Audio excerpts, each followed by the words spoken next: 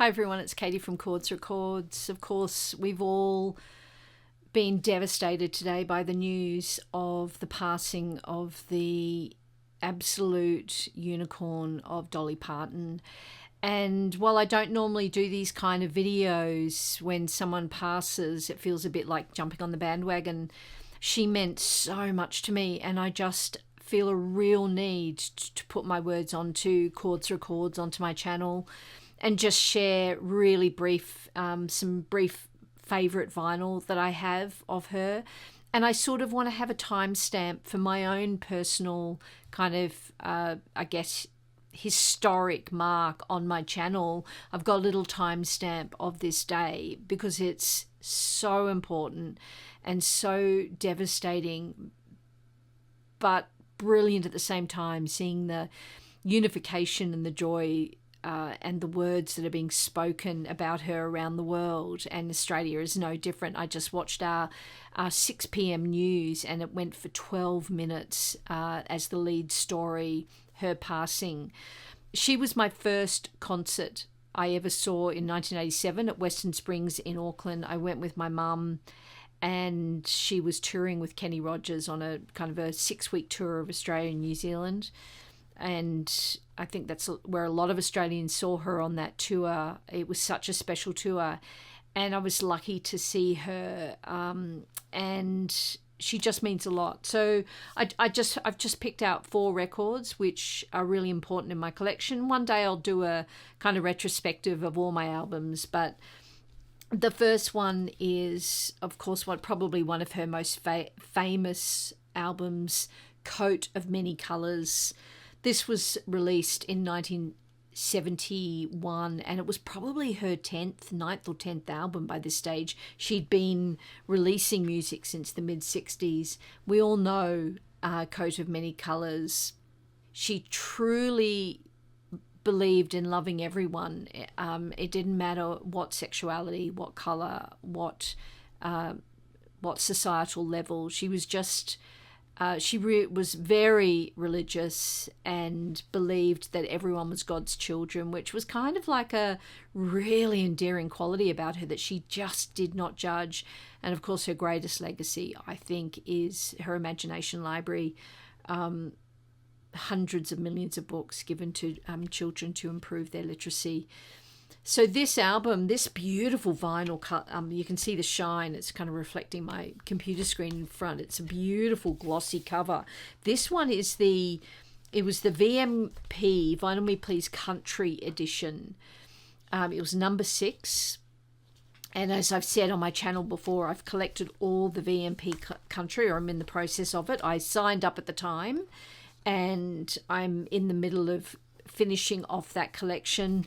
Beautiful liner notes, and this is a really great essay. If you ever get the chance to buy this album, buy the Vinyl Me Please version. It was done by mastered by Ryan K. Smith, as they all were, but the essay itself was written by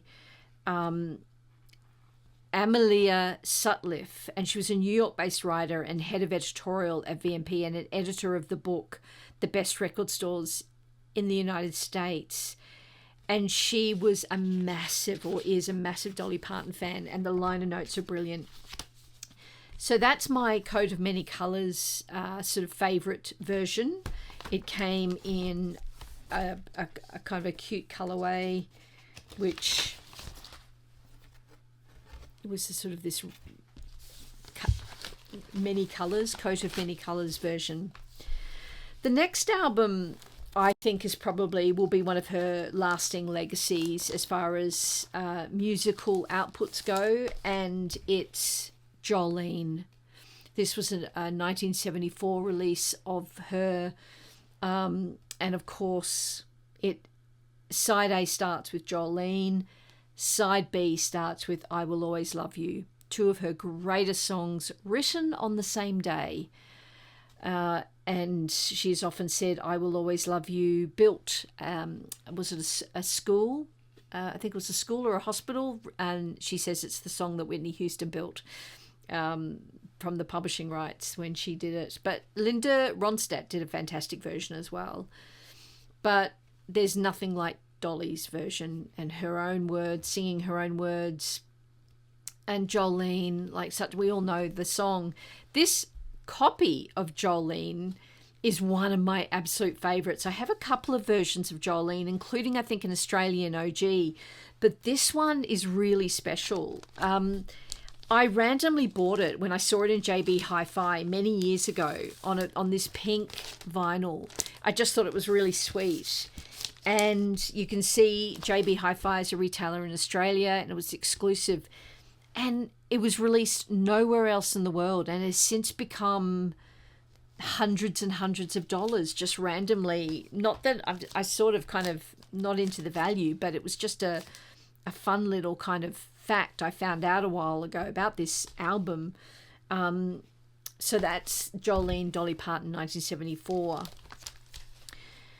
The next one is probably one of my favourite albums, Desert Island album. If you watch my channel enough, you know I collect Emmylou Harris. You know I collect Linda Ronstadt. And I also collect Dolly Parton. Could there be a better trio? They did 2 albums together. This was their first. And their harmonies, there's been no one like it before or since getting together. And this album is just legendary. Trio. If you can get hold of a copy, do it. The second one as well. Absolutely brilliant. And when you look up their live performances on YouTube, on the various late night shows, they're just seeing them sing together is remarkable. Dear friends, and particularly Emmylou and Linda often sang on each other's albums. Dolly guest vocaled on both of their respective albums many times. What an album. Where do I file this? And I file it in the Linda Ronstadt section, but I could easily file it in Emmylou Harris, or I could file it in Dolly Parton. But I chose Linda. And finally, well, actually, no, 2 more. Many people, when they think of Dolly Parton, they think of 9 to 5.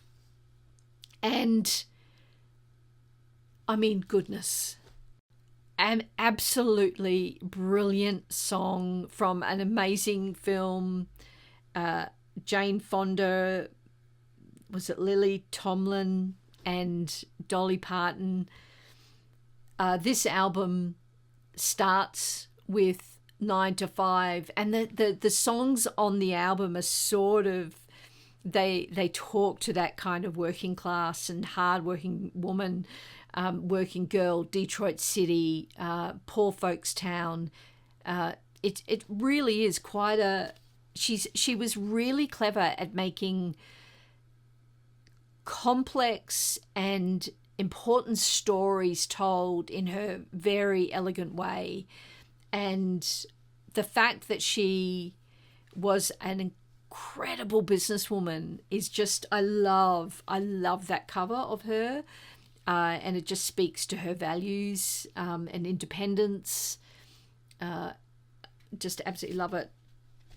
So I just thought that was quite a fun album to show today.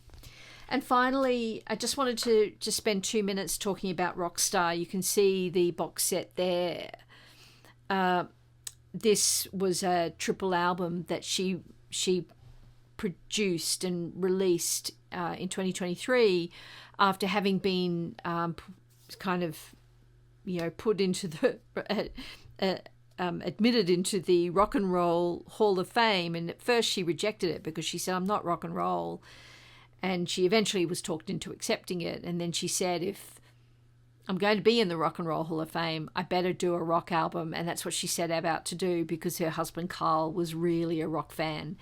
And so she just joined forces with all these great rockers, everyone from, I don't know, Paul McCartney, and there were some really fun ones, Elton John, etc. Just like really fun rock album.